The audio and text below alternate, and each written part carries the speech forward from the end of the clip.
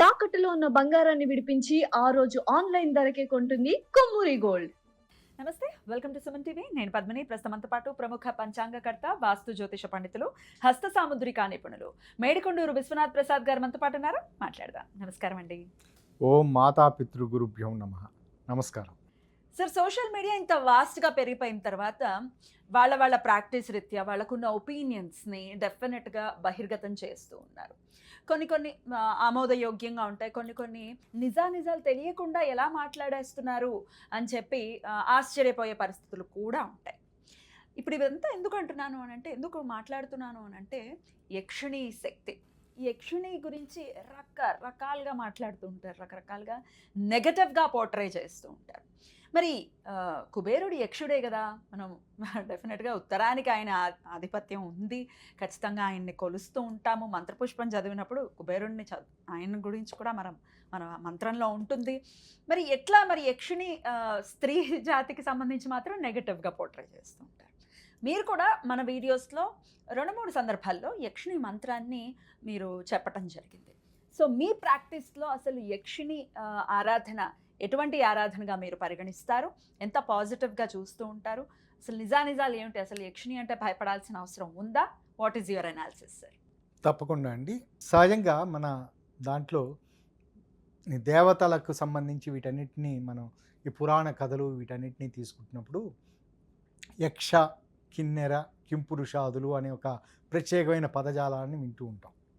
ఇందులో అలానే కాకుండా మనం ఈ లలిత సంగీతానికి సంబంధించి, కళలకు సంబంధించి యక్షగానం అని వింటూ ఉంటాం. యక్షగానం దాని తర్వాత ఇప్పుడు ఉందా సార్? యక్షగానం అంటే చాలా లలిత సంగీతం, జానపద సంగీతం రెండు మిక్స్ చేస్తే యక్షగానం.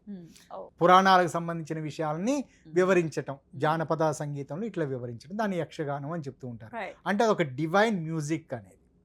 ఇక్కడ ఈ యక్షులకు సంబంధించిన తత్వాలు ఇవన్నీ ప్రధాన దేవతలకు సంబంధించిన సహాయకులు, పరిచారకులు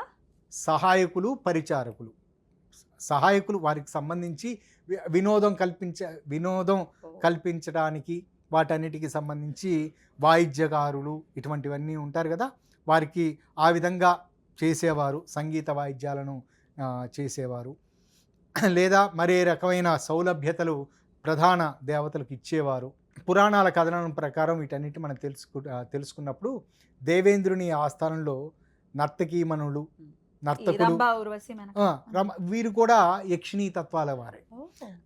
అలా కాకుండా సంగీత వాయిద్యకారులు వీరందరూ ఈ తత్వాలకు సంబంధించి ఏమిటంటే ఇది ప్రధానంగా ఆ ప్రాంతంలో అంటే దేవతలకు సంబంధించి వారికి కనిపించే రూపాలు, మనకి కనిపించని రూపాలు.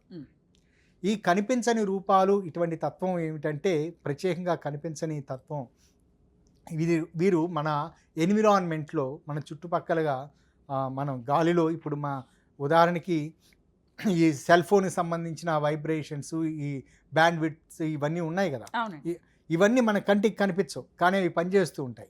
అలానే ఈ యక్షిణీ తత్వాలకు సంబంధించి కూడా అవి కొన్ని దైవశక్తులు విపరీత ఉగ్రతత్వంలో ఉంటే అది ఉగ్రతత్వం, అది మన నెగిటివ్ చేసే తత్వాలు. ఇప్పుడు మన సూర్యునికి సంబంధించిన కిరణాలు, మనకి 7 రకాల కిరణాలు, సప్తవర్ణాలు వస్తూ ఉన్నప్పుడు దాని పక్కగా కొన్ని అల్ట్రావైలెట్, ఇన్ఫ్రారెడ్ రేస్ అని కూడా ఉంటుంటాయి, మన శరీరానికి హాని చేస్తూ ఉంటాయి అని. అట్లాగే ఈ పాజిటివ్ శక్తులు, యక్షిణీ శక్తులు అనేవి పాజిటివ్ శక్తులు అయినప్పటికీ కొంచెం ఉగ్రతత్వాలుగా ఉన్న సందర్భంలో ఈ అల్ట్రావైలెట్ గాను లేకపోతే ఇన్ఫ్రారెడ్ గాను ఉండే పరిస్థితులు అది హాని చేసే పని చేసే అవకాశాలు ఉంటూ ఉంటాయి. అయితే ఆరాధనలో ఉంటుంది, వాళ్ళని ఉగ్రంగా ఆరాధన చేస్తే ఆ సైడ్ ఎఫెక్ట్స్ ఉంటాయి. ఈ తత్వాలు అంటే ఇప్పుడు ఉదాహరణకి చాలా సౌమ్యంగా గాయక పద్ధతుల్లో గాయకులకు సంబంధించి పాట పాడేవారు అనేది చూసుకున్నాం అనుకోండి, ఆ తత్వాన్ని ఆరాధన చేయటం వలన మనకి చక్కటి అనుకూలమైన సౌలభ్యత లేదా వినోదం కలిగే అవకాశాలు ఉంటాయి. అలా కాకుండా మనకి ఒక దేవతల సైన్యంలో ఉండే ఒక వ్యక్తి ఉన్నాడు అనుకోండి, సైన్యాధ్యక్షుడో లేకపోతే ఒక మంచి సైనికుడో ఉన్నాడు అగ్రెసివ్గా, మనం మన రక్షణ కొరకు ఆ అగ్రెసివ్ తత్వాన్ని మనం పూజిస్తున్నాం అనుకోండి, అది ఉగ్రతత్వం. బోల్డ్ అని యక్షిణీలు ఉంటాయి, అందులో బోల్డ్ అన్ని రకాల లక్షలాది యక్షిణీ శక్తులు ఉంటాయి. మనం ఓకే, ఎవరిని ఆరాధన ఎవరిని చేస్తున్నాం అనేది ఆరాధన matters. చేస్తాము Okay. అనే దాని మీద ఆధారపడి ఉంటుంది. Okay. ఇక మన డబ్బుల గురించి ఆరాధన చేస్తూ ఉన్నాము. డబ్బుల గురించి ఆరాధన చేయటం అనేది అది బ్యాంకర్, మంచి దేవతలకు బ్యాంకర్ ఎవరంటే కుబేరుడు. కుబేరుడు. కుబేరునికి ఆరాధన చేస్తున్నాం. ఇది పాజిటివ్ శక్తి, కొన్ని సందర్భాల్లో ఉగ్రతత్వం ఉండే శక్తి. కుబేరుడు అంటే కూడానా? కుబేరుడి దగ్గర అప్పు తీసుకున్నప్పుడు తిరిగి చెల్లించాల్సిన పరిస్థితి ఉంటుంది. వెంకటేశ్వర పాపం స్వామి ఇప్పటికీ వడ్డీ కడుతున్నాడు. కడుతూ ఉన్నారు కదా.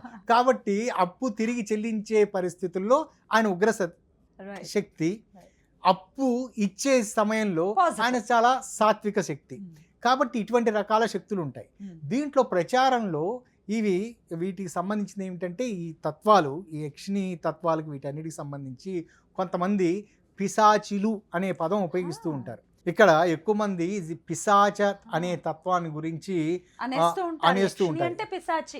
ఇక్కడ ప్రధానంగా ఏమిటంటే దీనికి మనం ఒక మహాభారతంలో ఉన్న మన కథని ఒకదాన్ని తీసుకోవచ్చు. మన దసరా పండుగకు సంబంధించి ఈ కథ ప్రాచుర్యంలో ఉంది. ఇక్కడ అజ్ఞాతవాసంలోకి వెళ్తున్న పాండవులు తమ శస్త్ర అస్త్రాలను వీటన్నిటినీ ఒక మృత కళేభరం రూపంలో దాన్ని ఉంచి ఒక చెట్టు మీద పెట్టారు. అది మృత కళేబరంలా కనిపిస్తూ ఉంది అని. అందులో కానీ దివ్యాస్త్రాలు, మనల్ని రక్షించే అస్త్రాలు, శత్రువుని హింసించే అస్త్రాలు, అన్ని రకాల అస్త్రాలు అందులో ఉన్నాయి. కానీ చూసే వారికి అది ఒక పిశాచంలాగా, ఒక ప్రేతంలాగా కనపడుతూ ఉంటుంది అక్కడ పెట్టిన విధంగా.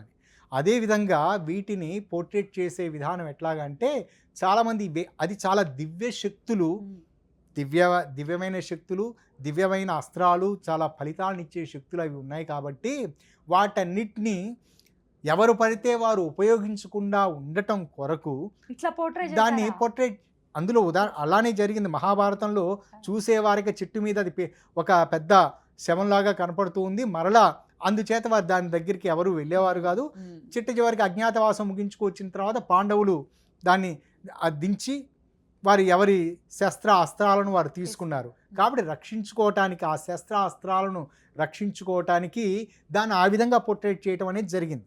అదేవిధంగా ఇక్కడ ఈ యక్షిణీ శక్తులను వీటన్నిటికి సంబంధించి ఎవరు పడితే వారు విచ్చలవిడిగా ఉపయోగించకుండా ఉండటం కొరకు కొంతమంది గ్రంథకర్తలు, కొంతమంది లేదా శాస్త్రకారులు వీటిని దాన్ని ఒక పిశాచి తత్వంగా చూపించారు.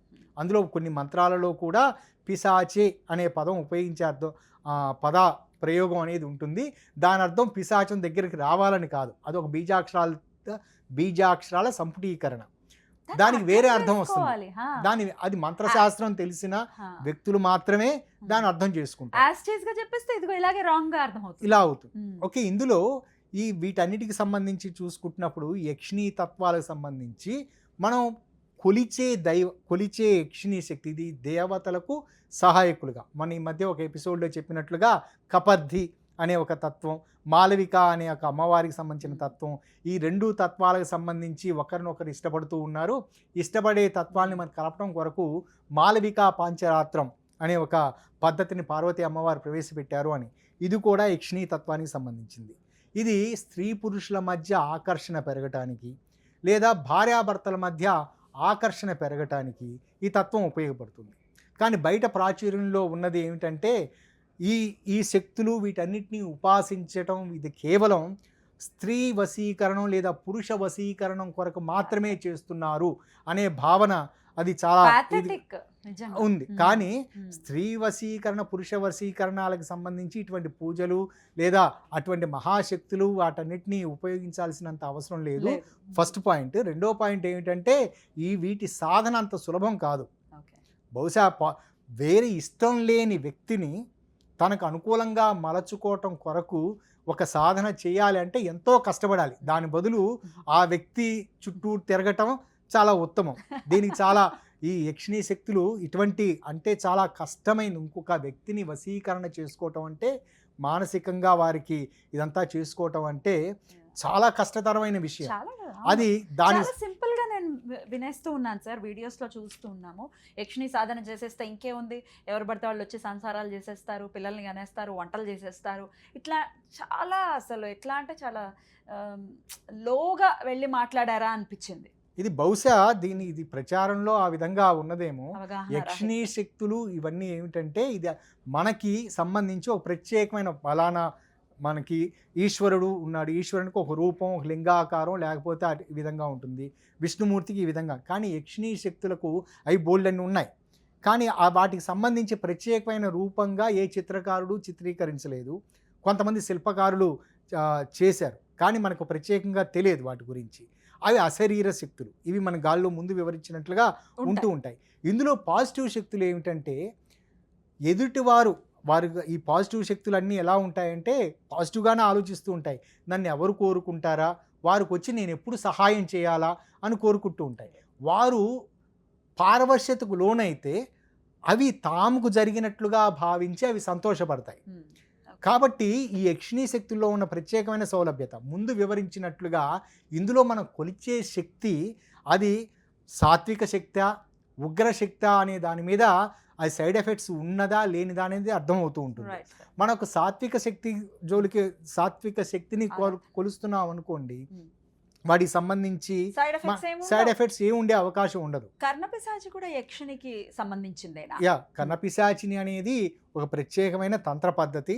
ఆ తంత్ర పద్ధతి ఆచరించడం అది ముఖ్యంగా ఎక్కువ మంది జ్యోతిష్కులు నేర్చుకుంటూ ఉంటారు. పిచ్చివాళ్ళు అయిపోతారు ఆ సాధన చేస్తే అనేది విన్నాను సార్, ఎంతవరకు కరెక్ట్? అది సహజంగా కరెక్ట్. ఇది నియంత్రణ అనేది ఉండాలి.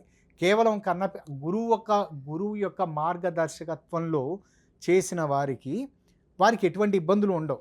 అలా కాకుండా వారికి ఏదో గురువు పుస్తకంలో కనిపించటం ఎందుకంటే పుస్తకంలో ఇచ్చే మంత్రాలు అవి ఆ బీజాక్షరాలు అవి సరైన అమరికతోటి ఉండవు, రకరకాలుగా ఉంటూ ఉంటాయి, దానివల్ల ఉపయోగాలు ఉండవు. కానీ ఎవరి ద్వారానో కొంచెం తక్కువ నాలెడ్జ్ ఉన్న ఎవరో ఒక వ్యక్తి నా దగ్గర ఈ మంత్రం ఉందని ఇస్తున్నాను అని ఇచ్చారనుకోండి, సరైన గురువు యొక్క మార్గ నిర్దేశత్వం లేకుండా వారికి ఏమిటంటే ఆ కంట్రోలింగ్ పవర్ ఉండే అవకాశం ఉండదు. ఇప్పుడు ఈ కర్ణపిశాచిని అనే తత్వం యొక్క లక్షణం ఏమిటంటే అది నేర్చుకున్న వాళ్ళకి తమ ఎదురుగుండా వస్తున్న వ్యక్తులు వారు ఎందుకు వస్తున్నారు, వారి గతం ఏమిటి, ఇటువంటివన్నీ వారికి ముందుగానే మానసికంగా ఏదో ఒక సంజ్ఞా రూపంలో తెలిసే అవకాశాలు ఉంటాయి. చెవులో చెప్పడం కాదా సార్? అది కొంతమంది అనుభవపూర్వకంగా నాకు పరిచయం ఉన్న కర్ణపిశాచిని చేసిన వారు చెప్తూ ఉన్న విషయం ఏమిటంటే వారికి సంజ్ఞా రూపంలో వాళ్ళకి ఎందుకు వస్తున్నారు ఏమిటని ఇమీడియట్గా వాళ్ళు ఇంట్యూషన్ చెప్పడం అనేది ఉంటుంది.